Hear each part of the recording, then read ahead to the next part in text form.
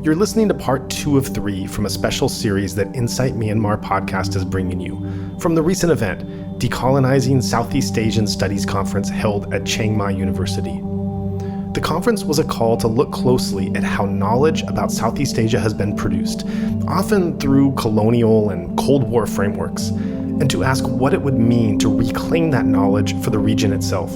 Throughout the event, participants emphasized that knowledge is never neutral. It is always shaped by who produces it, for what audience, and with what consequences. In this episode, the conversations move from the lived realities of Myanmar under military rule and broader reflections on how to decolonize knowledge itself, weaving together personal testimony and academic critique in ways that highlight the stakes of this ongoing project. We invite you to listen closely as these voices challenge long-held assumptions and open new pathways for imagining the region's future.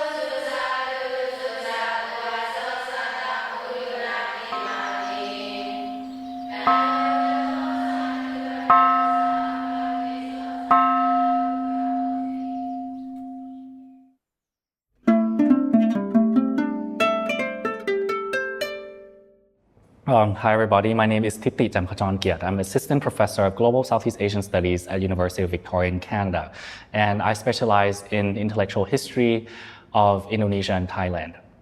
Thank you for joining us, and we've had a bit of a conversation before we began recording, and let's just kick off with some of the ideas and themes that you had brought up, which was your observation that you've rarely seen a conference of this nature. So to that audience, which is virtually joining us at some later place and time to what we're doing here, if you can describe what this conference is, what it's trying to do, and why you find it so unique.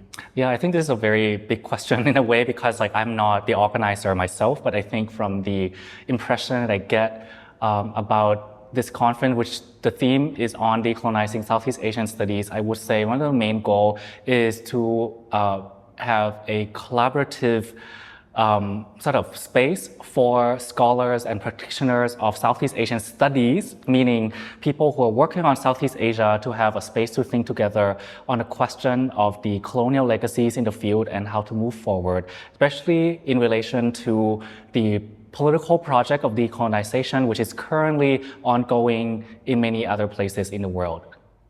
Thank you for that. So then a couple of simple questions, which probably not simple answers. The first question being, what does it mean to decolonize a certain set of studies? And second, why is this question of decolonization in Southeast Asia particularly, why does it have particular meaning in this region? Yeah, I think I would go with the second question first because that was sort of the gist of my keynote just earlier, which is I have been revisiting one of the very groundbreaking article by another scholar in the field named Ariel Haryanto, who is an Indonesian cultural critic. And the title of the essay is called, Can There Be Southeast Asians in Southeast Asian Studies? And I think it's very important because if we're thinking about, wow, how can a study of a region like Southeast Asia would not involve the Southeast Asian peoples or scholars within the realm of knowledge production about the region, right? It's almost like about we learning about ourselves, but from other people. So Haryanto has been raising a very important questions there, and the main arguments that he was talking in this article are twofold. Firstly, he was talking about, it's very difficult for Southeast Asians or Southeast Asianists to be a part of Southeast Asian studies, is that there's a colonial baggage in the field.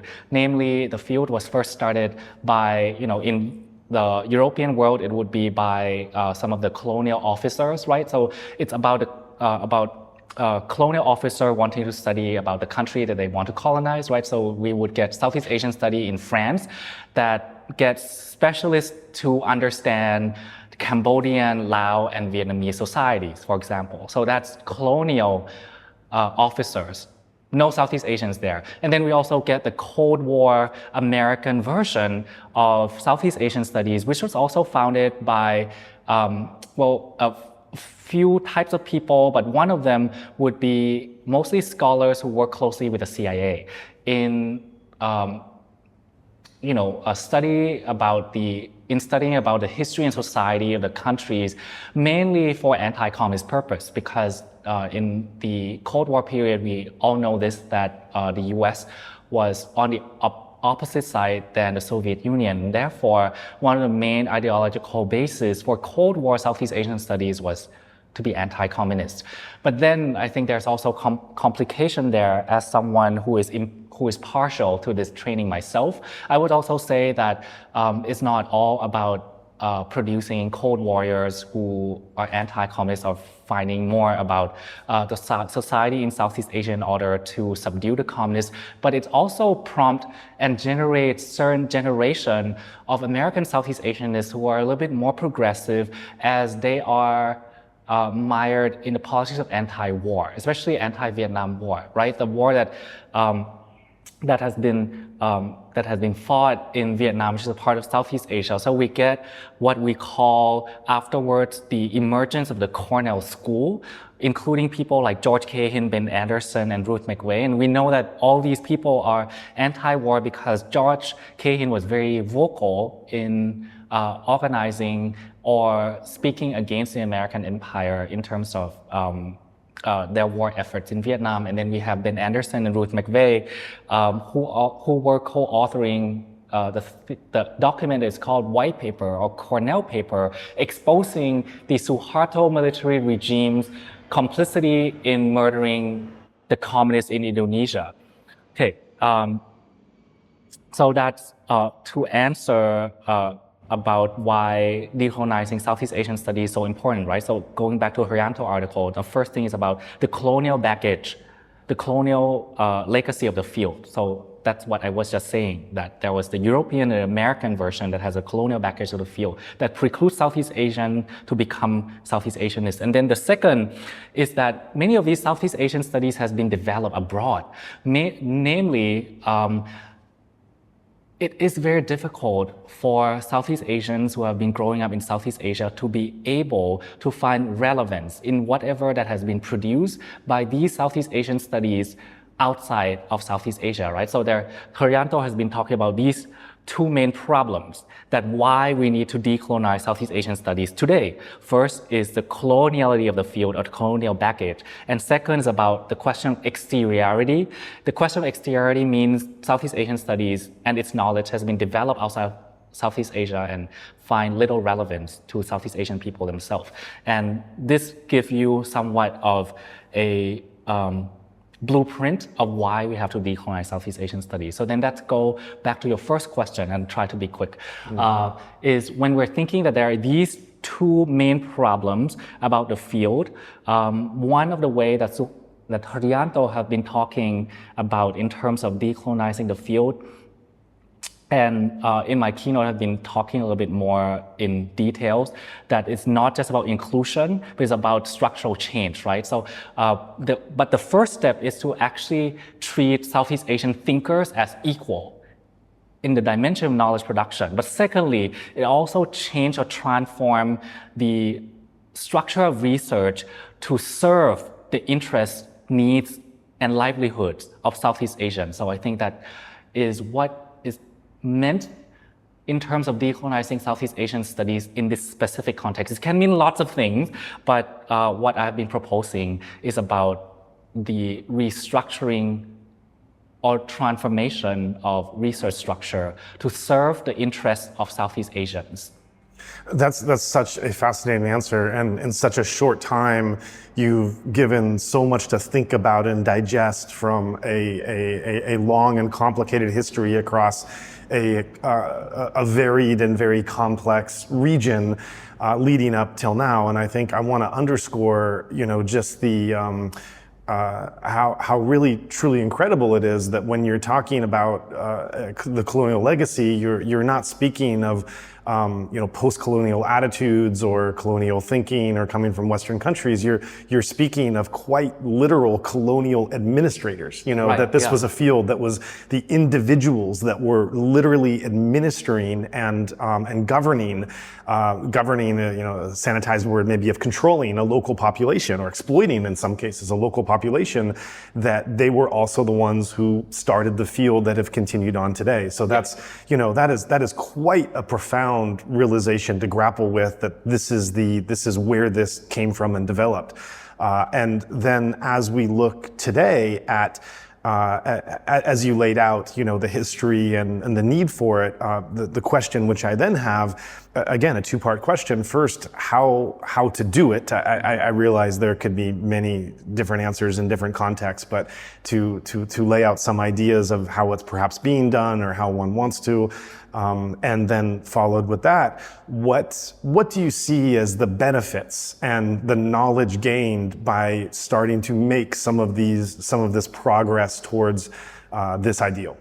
Yeah, so I think it's also like $1 million question, right? Mm-hmm. And I think the way that to ask about how should we do it, I would say I would respond directly to these two questions and problematics raised by Heryanto, right? That the problem about Southeast Asian studies that is somewhat requires certain forms of decolonization is that firstly, it has a colonial baggage, and secondly, it's exterior, meaning it's been developed outside of Southeast Asia, right? So in terms of fighting against the coloniality of the field, I would say one needs to start with, and it sounds very simple, collaborative research project among Southeast Asian. And it doesn't have to be among Southeast Asians, it could be among other scholars abroad, but it has to make sure that Southeast Asian themselves kind of have a bit of decision-making power in this kind of collaborative project, right? And the kind of example that I have been raising as I was opening the keynote was thinking as Southeast Asians, it doesn't have to be Southeast Asian, but I was speaking from the Southeast Asianist subjectivity, thinking of how many other Southeast Asian thinkers or writers that you cite or reference in your scholarly work. And if you do so, what is their relationship with other white scholars and white scholarship in the same paper that you're writing, right? If they are just clarifying more the empirical data, or they are treated as thinkers in and of themselves that can produce concept and theory. So think about that, right? So I think that is why, in order to fight or combat the coloniality of the field, it's just shifting the frame of reference, right? From using only and mainly Western or Westernized thinkers is to also think about, who are other Southeast Asians that we could collaborate with in producing knowledge together, not reproducing that structure of citing them tokenistically, right? So that's first solution. The second solution about the exteriority of the field, I think is also very straightforward, but also very difficult to operate in reality, because we also know that there are many other factors involved, including the question of interest, the question of funding, the question of institutional support, but I'm going to say it anyways, which is to turn Southeast Asian studies in the direction of public humanities. And what I mean about public humanities is to work with the community that you identify as worthy of your research project, right? That you are working with community and coming up with a research program and research question together. So that is to make sure, the communal aspect is to make sure that whatever research the Southeast Asians are doing within Southeast Asia is going to be relevant to at least the community that the researchers are working with. I want to ask a somewhat curious question about the definition of knowledge, and I want to ask this by referencing an anecdote where I was recently in Copenhagen when I was at a Danish think tank research project. There was a Karen researcher that was there from Burma. And she was a PhD candidate, and she had referenced this rather humorous story of from the community that she came in, doing her research projects and her PhD project on, I don't know what the topic was exactly, but something on this community, and then went away for many years and studied it very academically, very rigorously, and then came back. And then the local community said, well, what exactly did you find in your research? And she said, well, and put it in simple terms, my research was looking at this and this was what I found. And they all laughed and they said, well, we already know all that. Why did you have to go away for years and study that? And it's a humorous anecdote, but the reason that I quote it and the reason that I love it is that when you actually dig into this anecdote, it makes you, and this is a Southeast Asian researcher in a Southeast Asian community, she's actually from this community, but it does make you reflect on what is knowledge and what is how do we define what knowledge is? Because when knowledge was embedded in that community of already knowing it, and yet knowledge also went and was proven in another context by someone from that community, you then come back to this question of, well, what is knowledge then? Yeah, I think that's also a very interesting question to ask to a researcher, right? I'm the kind of person who is always very social and contextual. I usually try to define my definition, try to define like some of the keywords mostly in context. Mainly, the question I would rather ask is, is a research for whom? Or is a kind of knowledge for whom? Like for who we are writing for, right? And after we get a sense of the social world of that knowledge, then I think we would have a better idea of how we would define knowledge. And again, I think it means gazillion things, right? Knowledge, like, when you ask a scientist, you will get a very definition of what knowledge is. And then when you ask, some indigenous people, in terms of how they tend to the forest, how they look at, water flows, how like they read the mountains, you also get a very different kind of knowledge. So I think it really matters that one asks the question, for whom we are producing this knowledge for, and, who is the social community that will benefit from this process of knowledge creation. Yeah, so I would almost say that it's a roundabout way of answering the question, but I kind of really don't think that we can define such an abstract term like knowledge without socializing it. No, that's a great answer, and it makes me think that just as we talk about in science, physics has learned that you can't remove the observer from the equation because the observer is actually affecting the outcome. The reverse of that, which is I think what you were kind of indicating, is that there could be a sense that, well, knowledge is objective because we're following certain formulas and the way we come up with it, which are replicable, and then this is objective knowledge that we're just putting there for anyone to find. But just as physics is missing the observer at the start of it, this is missing the audience at the end of it. Is that there might be such thing as so-called objective knowledge you're putting out there, but there's a hidden, implicit, intended audience that knowledge is directed for. And so, getting back to the question I asked about what is the real benefit and change that comes from Southeast Asians more empowered to be able to conduct this research and put their findings out and have their findings cited and be more involved in the field. It makes me think that, and the story again about the Karen researcher, it makes me think that part of that knowledge production or that research process is also that kind of hidden or implicit aspect of, well, who is this really for, and what is the audience out there that I'm gearing it for, so that I'm not just a local researcher gearing it for the usual outside crowd, but an attention of who would find it useful and applicable. Yeah, absolutely. It's not like preserving knowledge for preservation's sake, right? Like you also know that certain kind of knowledge is also not. How should you say? Like it's not it doesn't really benefit anyone. So it has been passed on just because for the sake of tradition. I also have no problem with that, but I also think that on that kind of knowledge, I think it would have its own due as it has been passed on through time, and it could not really. No one could relate to that knowledge, then it would disappear, right? But then I think some of the very interesting question these days, especially coming from Canadian context, as that's where I'm at right now, is the question of indigenous way to take care of nature, right? And I think there's an argument by the indigenous community that the way that the indigenous people protecting or taking care of land and nature, that is how they could actually really protect the earth from, getting all raised by like all these capitalist powers, right? And I think this exactly because it might sound very non-political, right? But if one actually situate this kind of knowledge against that humongous system, which is colonial capitalism, one actually suddenly see that this become a knowledge resistance rather than having the corporations coming in to colonize the forest and then deforest it, like taking all the nature away and turn it into like a monocrop farm, for example. The way that indigenous people preserving and protecting forest become a very politicized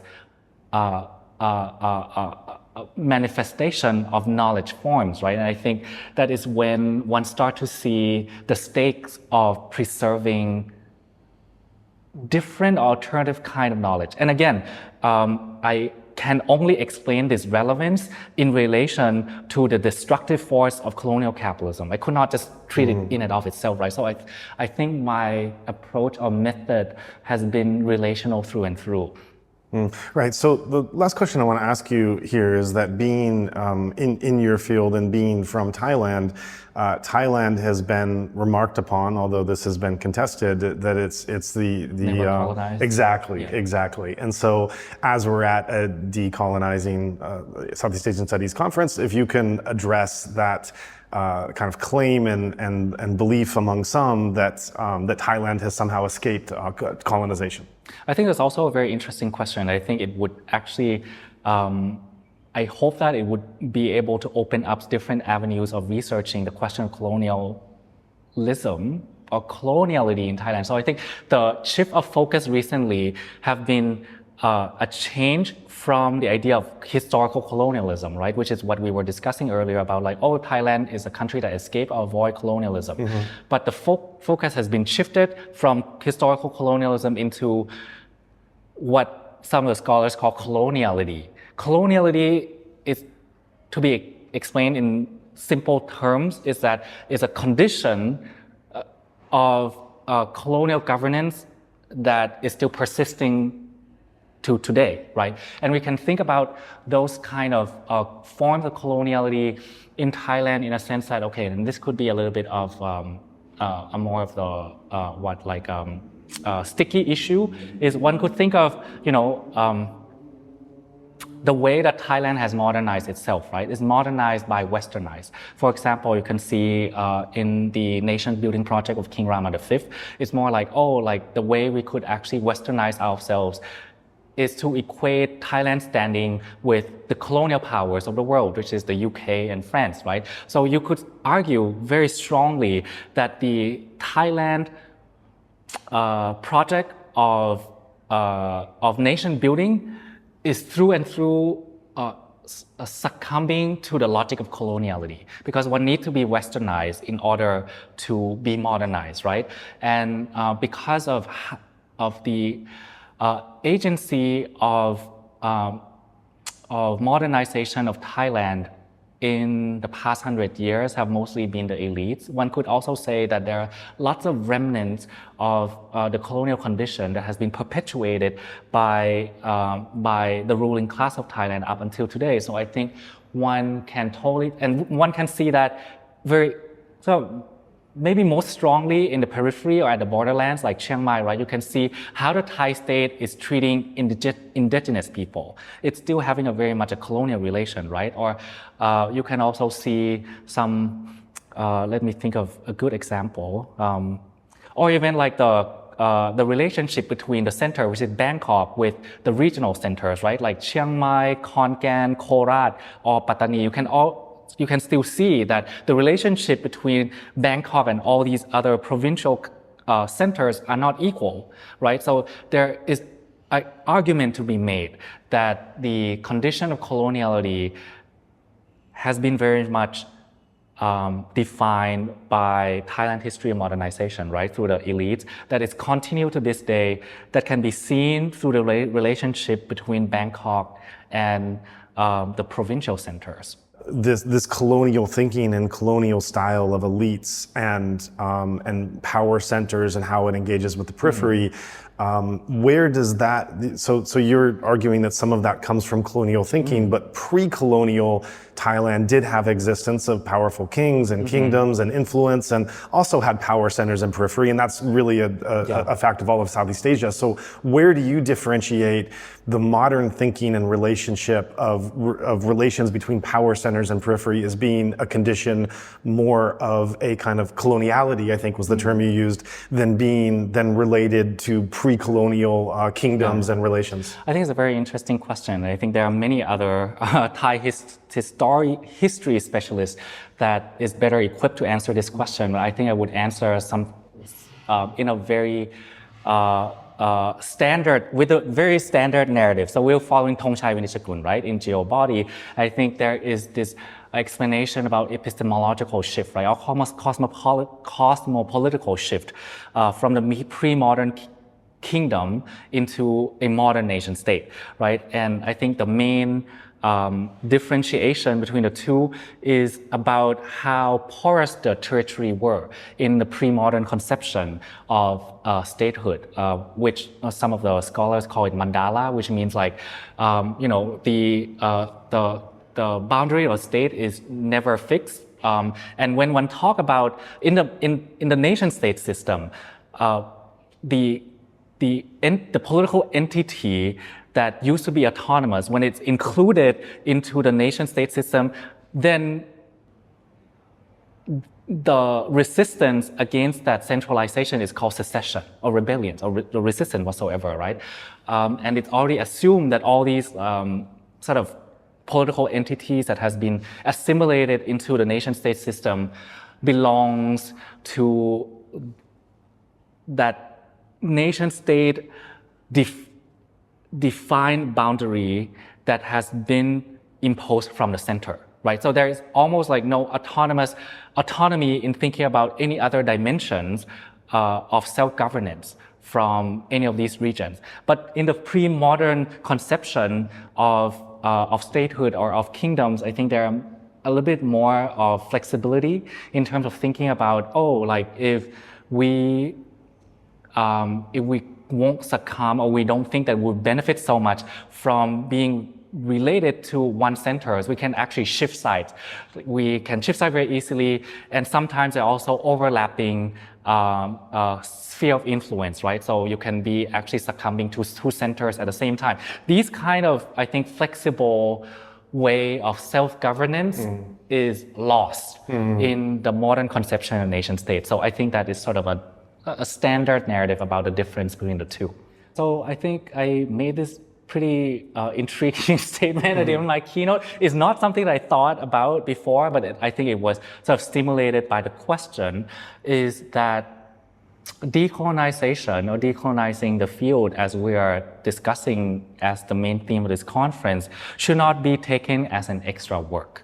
It should be understood as emancipatory and liberatory praxis that we have all been already doing. For example, right, like the questions or the kind of question that I was responding to in the conference room was, I think there are some questions regarding, how would me as a scholar would think about the future direction of decolonization, and whether I would be able to give like a sort of framework for the decolonization of the whole Southeast Asian studies or any of these things, right? And I was like, if one think about individual mastery, that is totally the kind of colonial logic that is a legacy of European Enlightenment, right? Like thinking that, there is one scholar speaking in front of others and having the authority to direct what the conversation or research or the field should be like.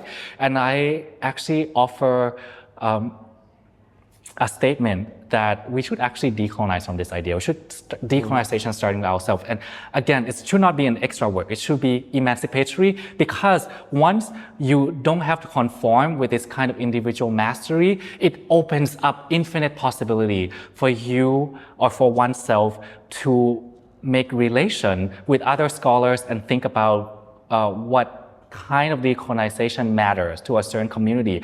I would say, yes, there are some shared features of decolonization that I think should be understood as, a shared feature, as in, for example, it should be about thinking of, taking away this kind of unequal power relation, for example, in relation to knowledge production. But there should not be a one-size-fits-all definition of decolonization. And it shows my approach probably or methodology again through and through. It needs to be relational and it needs to be communal. Hello, it is Kyaw from Myanmar. Thanks for having me in this amazing podcast. Mingalaba, my name is Khaing. I'm also from Myanmar. I'm also grateful to be part of this interview because I really enjoy listening to Insight Myanmar podcast. So this is quite an unusual conversation that we're having, but one I am so excited to have, and that's that we have just met and you shared that you have been super fans of the podcast for many years back before the coup, since our launch in 2019. And so this is a great chance to be able to connect with you, to hear from our listeners, which we so rarely get to do, and to just get a sense of these conversations that we're having. Often we have no idea where they're going, where they're being listened to, how they're being heard, what the impact is. And so it's a really good opportunity for us to be able to, actually hear from listeners, and especially listeners inside the country, how they're reacting and responding to the podcast. So I'd like to invite you to tell us how you came to find the podcast and what, as you listen to the conversations, what impact they've been having on you. Yeah, it's really, your question asked us to reflect a lot. So way back since before the coup. And yeah, so this podcast has really been something that we lean on to learn not just a language, but also context from within, as well as it also gives us, to keep in touch or to explore different disciplines, field of study, and also intellectual that you have been, reaching out to and asking. So that's been really good. So for us, I was growing up in a monastic school where I got a free of charge education. Then we start learning English, and then that's how we getting to know this podcast. And later on, we dive into not just a language capacity, but like I said, to different field of study. So one unique about this podcast is that it asks not only those who engage with Myanmar, but also people working inside vices. So that so this voice from local also give us very very broad understanding, the way how they view, the way how they experience, and the way how they think should be approached. So that's why I particularly follow the podcast and until now, yeah. Mm-hmm. If I'm not wrong, I got to know about this podcast in more than 4 years ago. One of my friends brought this information and shared, hey, listen to this podcast and just follow the channel, because at that time we were practicing our English. Your podcasts are broadcasting in English. So this is one of the main reasons I started browsing and playing the podcast. And also, I think like in the beginning, I noticed that you broadcast is mostly related to the religious practice. These podcasts are shared in English so that we can listen to English and practice for our listening skill.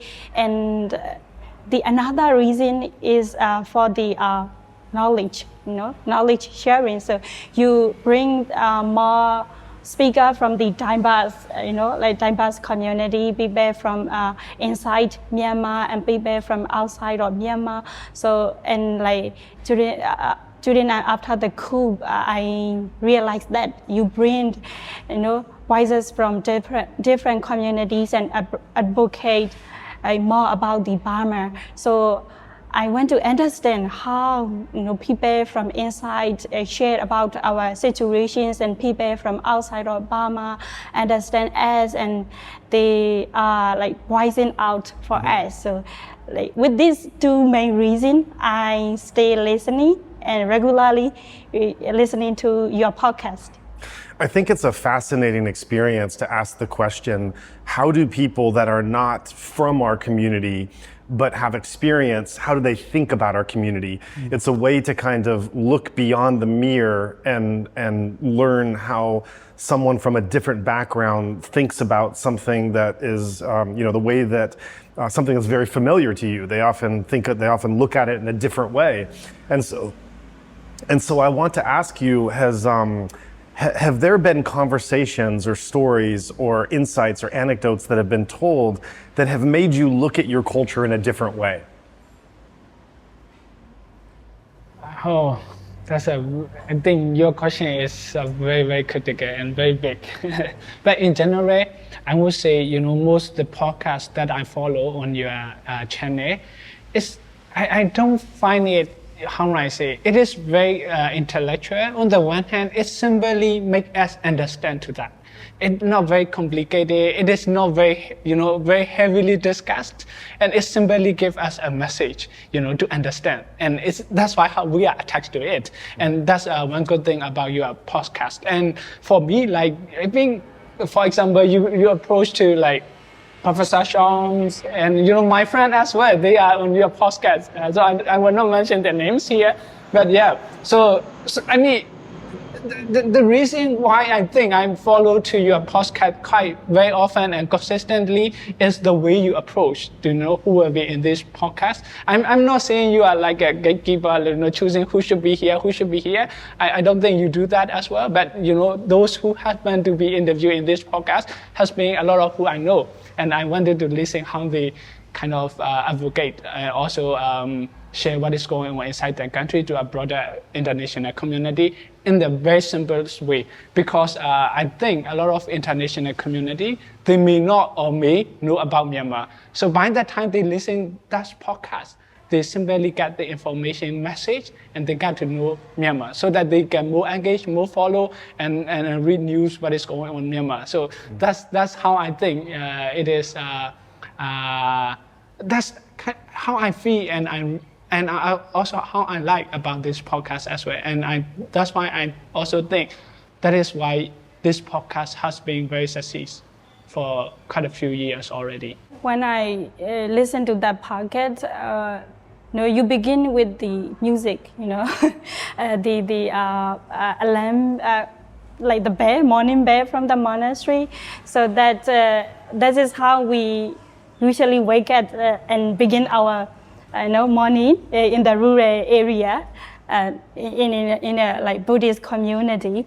So that is one familiar thing about this. Sometimes you add on the music, baby song or poems in your pocket. So that is when that you begin with the familiar contact or as as a language learner, when you begin with your familiar context, it's easy to understand, So it's enhance my comprehension of the content and context. Whenever I listen to the foreign podcast or foreign news, I also have to follow up what is happening and what is the background information. But when I listen to my country context and it's relate to me and it's enhance my comprehension easily. And when you also bring to the podcast from the people from diverse community, not only people from inside Myanmar, but also people from outside. Most of them are familiar with Myanmar. They used to work in Myanmar, or they are still working or not currently working in Myanmar. So that kind of primary information. These they describe easy to understand and in is a precise and concrete knowledge and information they express to the audience and wider community. I think like this is one of the unique point why I continue listening to Insight Myanmar podcast. Did you start your podcast with Metta Sutta? So the intro that you're referring to, our sound engineer literally went to Burmese monasteries with his recording devices and recorded all of that and then put it together. Because what I told him is because I want our conversations to be immersive, I want the kind of branding of the musical interlude, and it's not just musical, obviously, but the ambient sounds.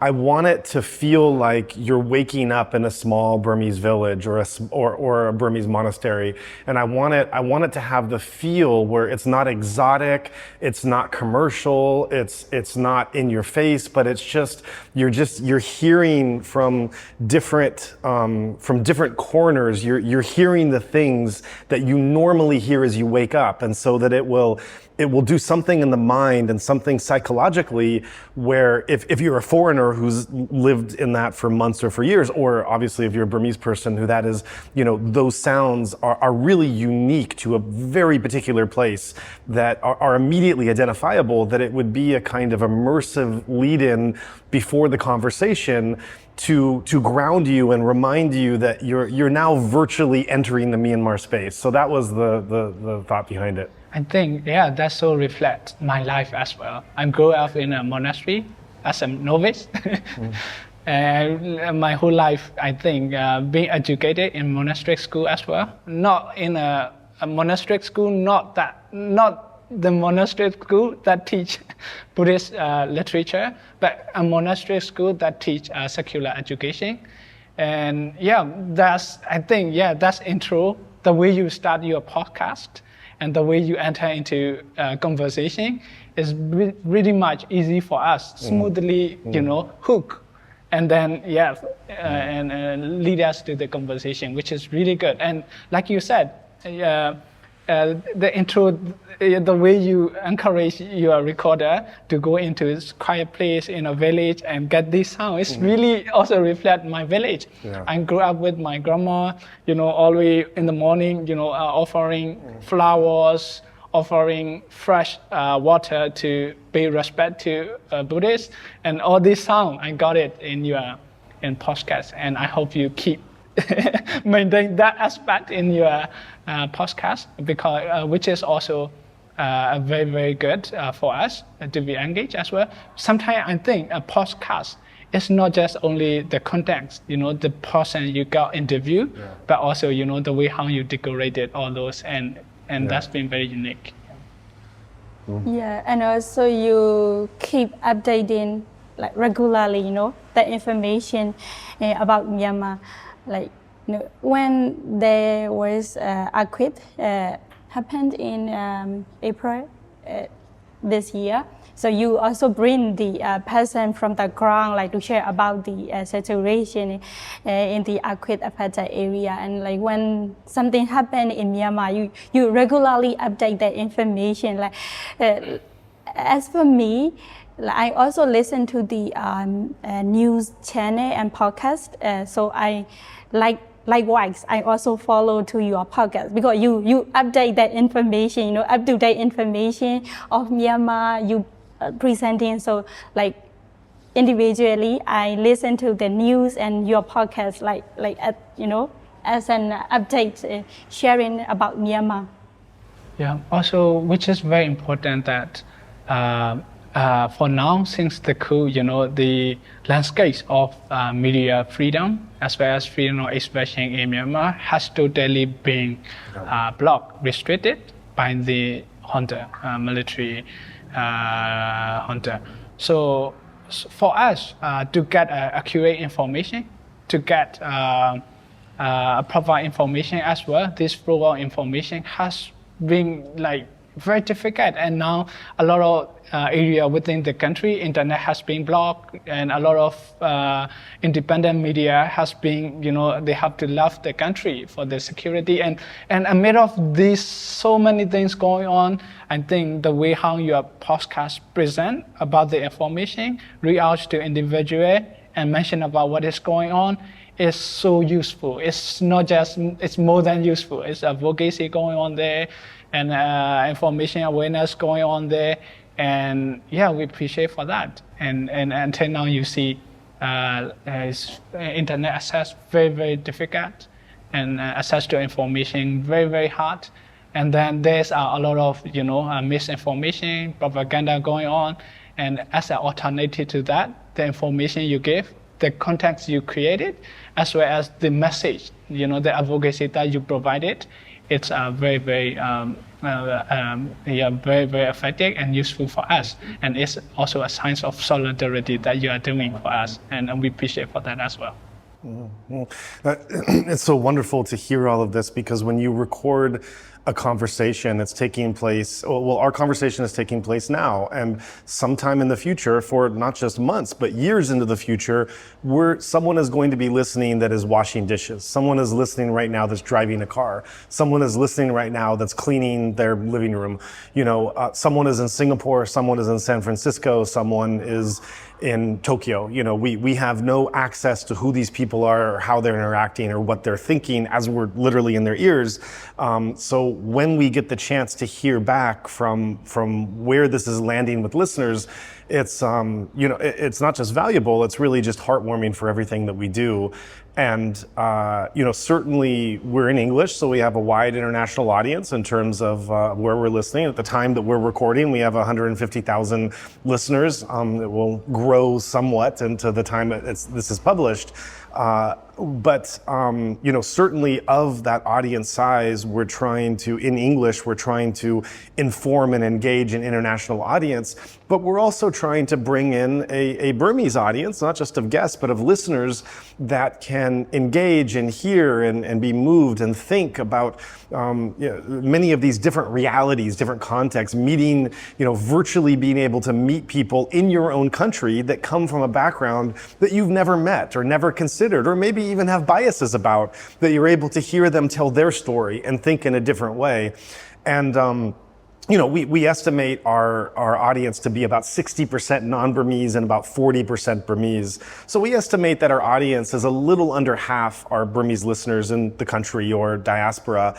And you mentioned this aspect of the importance of getting the access to information, the difficulty of that information. And with this podcast feed, you just need a smartphone and internet. And actually, you don't even need internet sometimes, because you can download episodes and then listen when you don't have it. And with that, I want to prompt you to tell a story you told before we started recording about how you listened, because I found that just so incredible and inspiring. Yeah, in my experience, I started listening to Insight Myanmar podcast for listening practice in English, so to improve my listening skill and English proficiency. And so I started listening to your podcast.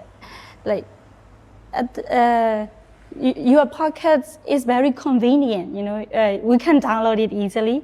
So inside the country, we have a limited access to internet and electricity, of course. So I used to work in the rural, remote area, in the conflict-affected area in Myanmar.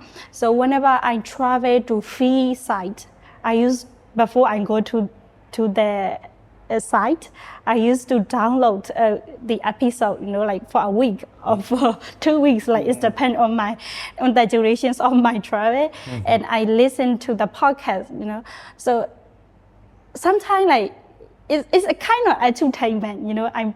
I listen and practice my English skill, and on the other hand, I got the sharing, knowledge sharing information about what is happening and about my country. So sometimes, it's also like inspiration. I also listen to the voices of people from different community you bring up. These people, they share their real story, their real life experience, how they survive and how they fight back against to the military regimes, and how they has been like imagining for their country, how they are like doing and working for the country. It's also like inspire us. So we have our own story. So these are the real situations and real story of us. It's reflected how to be resilient and how to be positive and fighting until we reach our goal. So your podcast is more than a podcast. It's a kind of entertainment. It's a kind of how to say advocacy channel for Myanmar. I just feel emotional hearing that. I'm almost holding back tears. I mean, thank you for sharing that so directly. It is so powerful to hear and reinforces, all of the hard work that we put into, and the belief that we have in not just the power of communication, but I would say the miracle of communication, and the belief that, which is one of the central tenets that I hold, is that communication can truly change lives, and communication can create miracles. And to hear the impact, especially from those inside the country, especially from those such as yourself, literally listening in a conflict zone with no internet access and having those voices, again, literally in your head, that's it's just beautiful. And and your story also reminds me of we have an American listener whose partner is Burmese, and she works on research vessels, research ships. They go, I think, off Alaska. They go out for 2-week trips or 3-week trips and do research where there's no internet or no connectivity. So she will download, dozens of episodes, and over the course of her research expeditions, will listen. And we certainly have that content. Last time I tried to do an approximate count, it seems that we have approximately, if you listen to our episodes number 1 to number 300, whatever, we have 15 days of continuous listening. So if you would have to spend 15 days of nonstop listening to consume all of the content. So it definitely is enough to, hold you over as you go to those places. I mean, podcasts, so it definitely, I think news is more diverse. And I also know that, these independent news, they have to so much effort put it in, and also risks going on because they have to investigate and report it back. And they have a systematic line of procedure, editorial, all this stuff. And I also appreciate those independent journalists or citizen journalists or whoever trying to work and trying to investigate and reporting what is really going on despite the dangerous, despite the security that they are facing. So I really, really appreciate them. And I also thanks to them so that we got access to this news. And from your podcast channel, what I appreciate, or also what I also think it is different, is it brings a person's perspective from start, the beginning, to where they are situation at. Not just this situation, but the story, the experience they share. And that's quite holistic, right? Experience of voices that we have to, we got to listen. And some of the voice from within is not just the voices, and they're intellectual coming in, and the way how they think what should be going on, and the way how they think what people from outside or international community can come and engage or intervene or trying to help to them. And so I think, this is quite a different set of approach, different set of circulating out the information. But I think, it's both is really, really, for us, crucial. Yeah. I used to listen to the news. I follow daily news and update. likewise, I also follow to Insight Myanmar podcast channel. So you are like also like updating the situation inside Myanmar. So you trying to bring people from the limited access area. These people they rarely share their information because of so many restrictions and limitations. So you trying to bring that kind of people and express their life experience, their like on ground situations and their intellectuals and their advocacy. So like these are very important for Myanmar. We are under the restrictions and oppression. So this kind of information is spread to the wider community and it became an advocacy for us. So when I traveled to the my workplace, the remote area, so I couldn't have access to internet and I couldn't connect to my friends from different country. So they also want to understand the situation that country inside. So at the time when I couldn't connect to them or couldn't share the update information, I also refer to them. So my friends, they also share as they listen to Insight Myanmar podcast while they are driving. So they also got the update, and also they trying to advocate to their smaller or wider community at their home community at their country. So we really appreciate to our friends from a different country, who got connected to Obama and who have, affections to us, especially they do not forget us and they has been trying anything, even the small thing or, any big or small things, they has been helping us, Your podcast, the real story from the ground situation became, an evidence for the wider and international community for the advocacy and giving message things happening in Myanmar. One example, I think that it's in your podcast. I'm sure that that's gonna be an episode of your podcast. Is it an ex-man who become leader of resistance movement in central regional Myanmar? Was that Budamani? Yeah, I think so. Yeah, him. And that was quite surprised when I see your episode because there's quite media coverage on him, but not that, himself, got to expose and discuss. But you did, and his English is very, very good, and his experience is also very, very wide, I would say.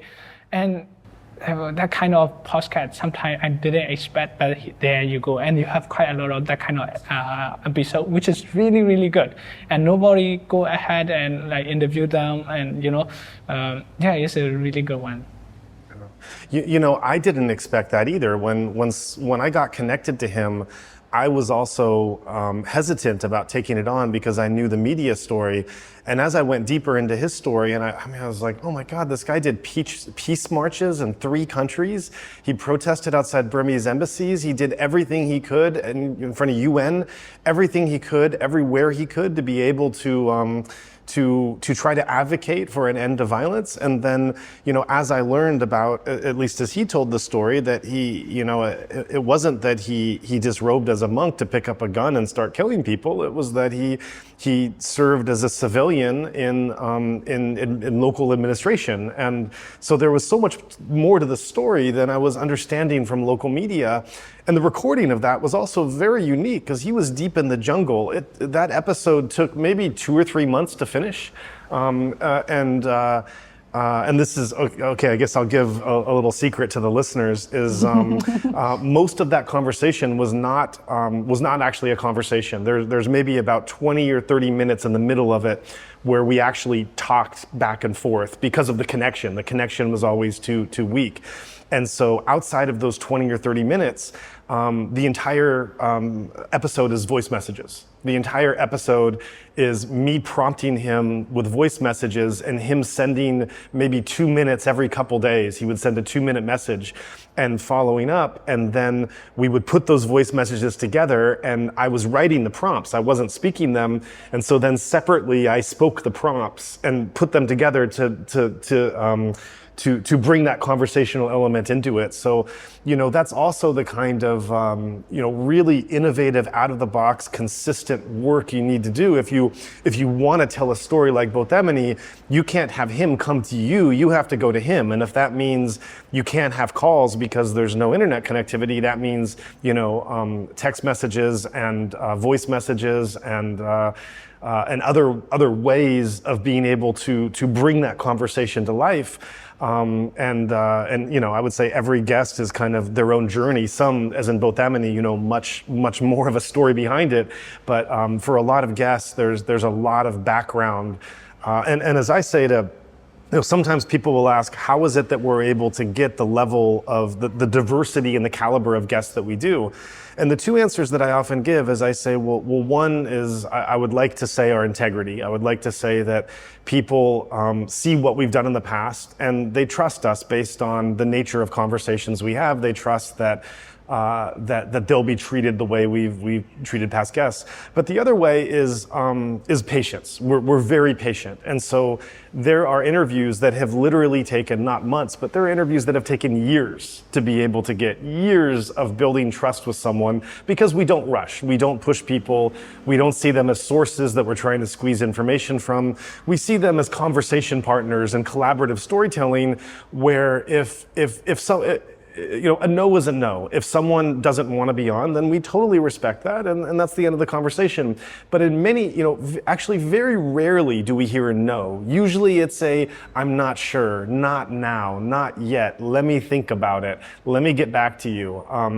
And so, when that's the answer, then we keep coming back, not as pushing, but as saying, what do you think now? How are you feeling? Do you think you want to talk? And well, then they have some considerations or negotiations, and we keep talking. And so then when, some of these guests, when they're ready to talk and tell their stories, some of them have taken months or years to get ready. And we've had that patience to welcome them. And so when they come on, that's when you then, and that's why the listeners kind of treated, they don't, they just have this earpiece in their ears. They get to hear this incredible person with this incredible story that's never been told, from this background that you've never known anything about, and it just comes naturally. But the backstory is that the integrity part of kind of how we the values that we feature, that we support in terms of the platform we're trying to run. But then that patience part of just letting the story unfold at its own time, but following up. And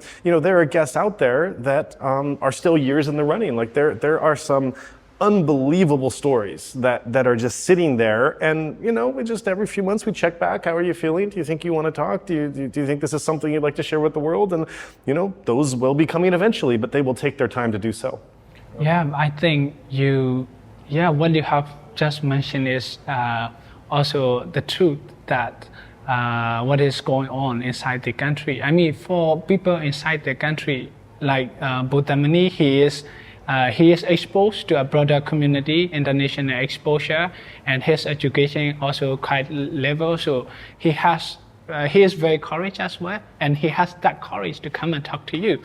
And there's a lot of those who couldn't expose themselves, and even being recorded, their voice.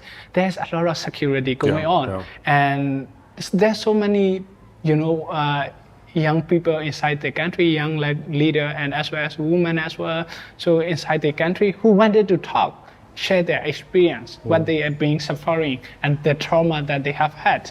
And they couldn't just come and talk. And not just in terms of, the security concern that they have, but they themselves keep suffering it and re-traumatize again. And so there's so many situations going on the one hand, like you said, the internet problems, like Bothemini, he has to send you a voice message in order to keep, and that's all really the reality that people inside the country facing, like these internet problems and this access to not just internet, but also information, but also education. Since the education system collapsed, healthcare system collapsed, so everything's going on. And within this situation, within this struggle, this difficulty, and they still wanted to share their story. That's so inspiring. That's why I like your podcast. Yeah. You managed to get those stories and advocate and trying to circulate out a broader community, and so that at least that's a very few cases. There are a lot of cases going on. At least we got to know these few cases, and then we understand, we share this sympathy, and we share this experience. Also, we share this concern. So we are living outside of the country. Yeah. We are so fortunate and so privileged compared to them. Yeah. And also, we do not want to take this as for granted as well. Yeah. Right. And I think that, that's the sharing that we try to encourage, as you said before, is of that holistic nature. So it's not just these are the political aims of myself or my community, or this is what we want the international community to do to support, or even, I think I say this very, very lightly and very carefully, but there is a victimization narrative that can be that you have to be a bit careful how much you lean into, and I say it lightly because many Myanmar people have been extraordinarily victimized. So I don't want to say that they shouldn't express victimization. I mean, they have faced a level of torture and cruelty that is beyond words to describe, and yet, if their story and their being is reduced to being a victim and their voice is reduced to only expressing victimization, we're not doing justice. We're taking away their agency and we're taking away their humanity. And so, there is room to talk about your feelings of being victimized. That is something we welcome, but that can't be the only thing. We also have to know about what home they were brought up in, and what gives them joy, and what their hopes are, and what they're doing to create a better future for themselves, and everything else. And so that victim part of it becomes part of a greater agency and humanity and life that's lived, so that we're not just listening to kind of, and this is where I see some Myanmar advocacy going, that when you just listen to one story of victimization and victimhood after another, it does get exhausting. And even the most compassionate and generous person in the world, there's only so much that you can take, and without just breaking with that devastation. And so there needs to be a holistic, it needs to be intertwined with this holistic message of who this person is and who this community is, that are so much more than just victims. And then that brings the listener into the story and makes them, and so then when those parts come where the victimized aspects come out, there's so much more compassion. Their cup is so much fuller to be able to listen, to be able to give, than just seeing them in this one-dimensional element. So that's also very important for the long form that we aim for. Yeah. Yeah, I mean, that's true. Of course, a lot of brutality going on. Of course, a lot of restriction going on. Of course, a lot of, suffering going on. But there are this community that are very resilient,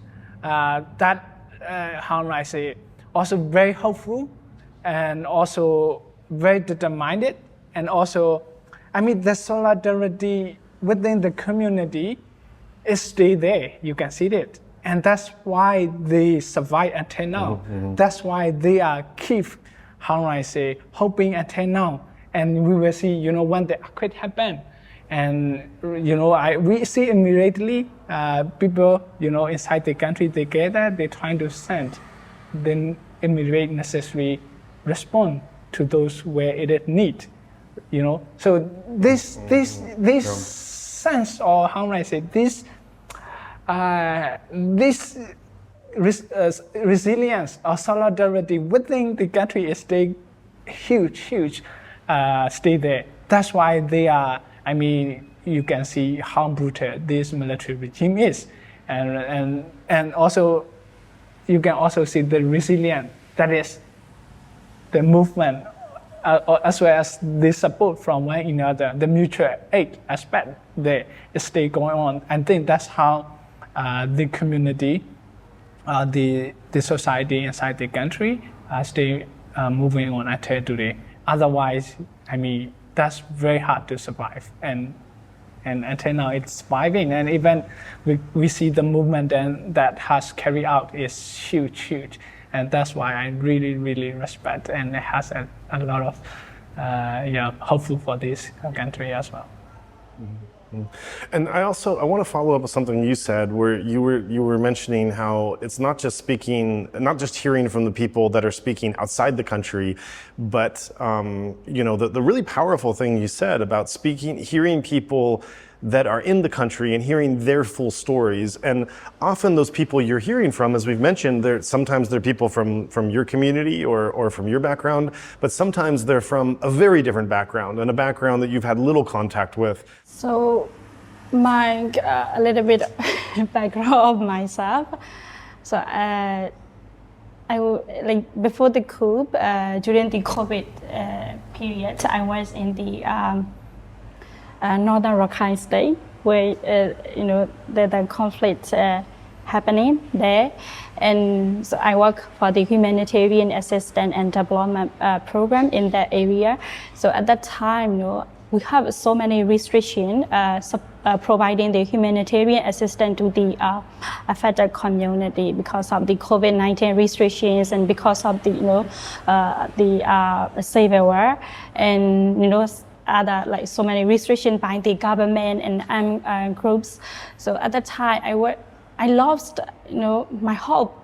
These people, especially the Rohingya community, they have been suffering, and also the people in the war-affected area, they stop their business. They do not have any opportunity or any chance to continue their livelihood.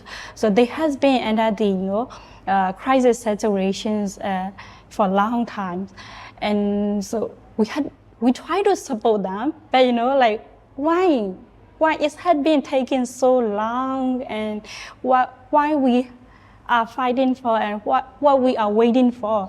So I felt so depressed, and I lost my hope, when the time's taken longer. But I got strength from my Rohingya friends. Mm-hmm. They never lose their hope. Mm-hmm. They want to have a dignified life. They want to be treated as a human. They want to have a human right. So they never lose their hope, and they maintain their momentum, and they survive for that. And when the coup happened, I also felt in a similar way. We lost our future. We are under the regime. How can we survive under the military regime? So also my native community, including my family, they are in the conflict area.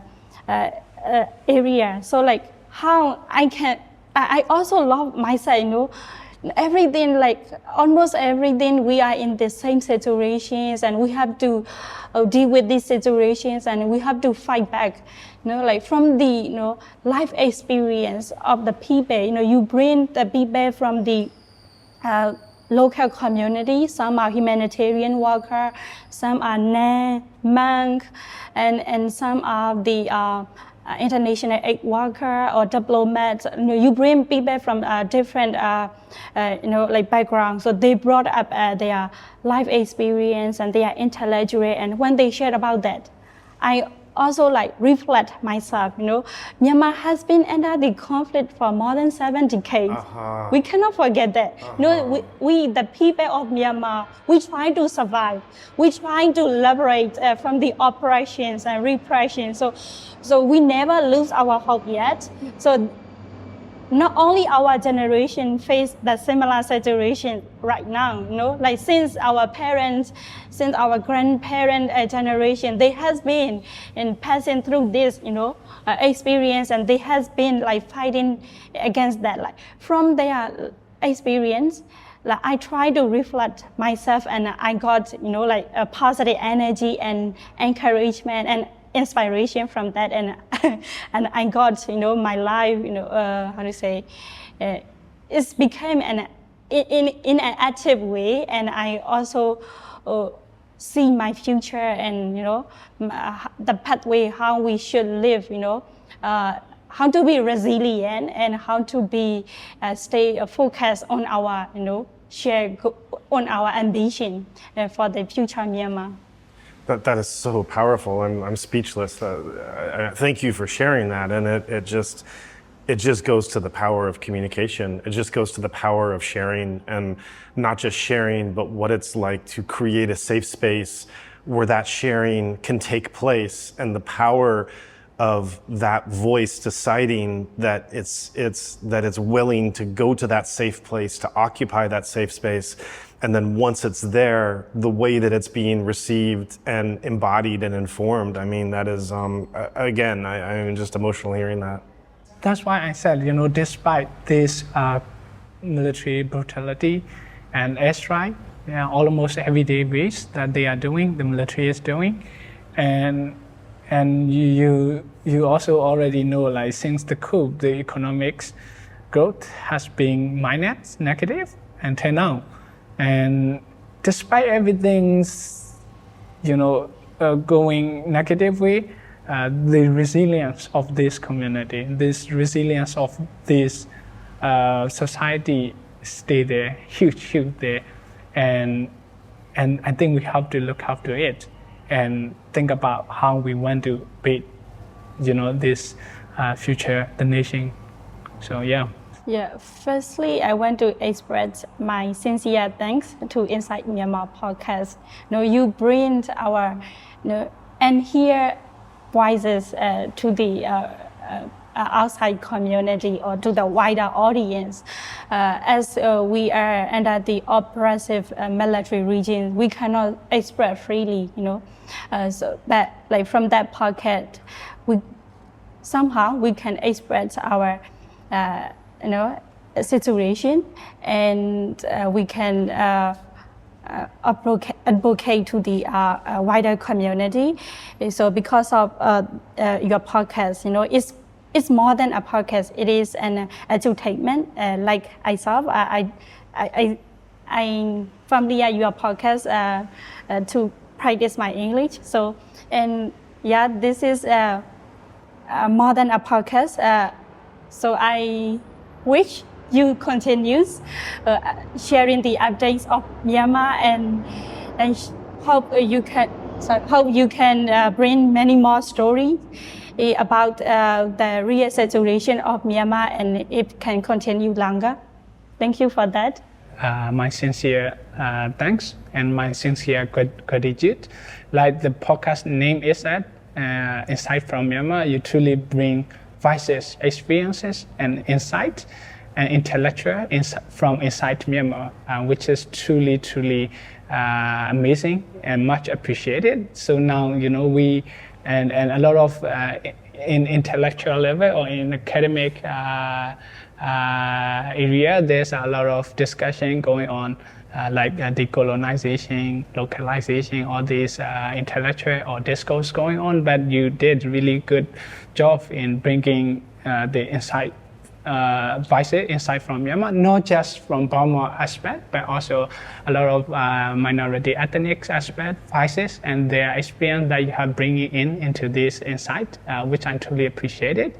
And I think what's gonna shape Myanmar's future is also this diverse voice and their hope and their aspiration. And we keep, and I hope I will be, consistently keep following you and listening and waiting from your new podcast. And I hope you do many more years on that as well. And thanks. Yeah.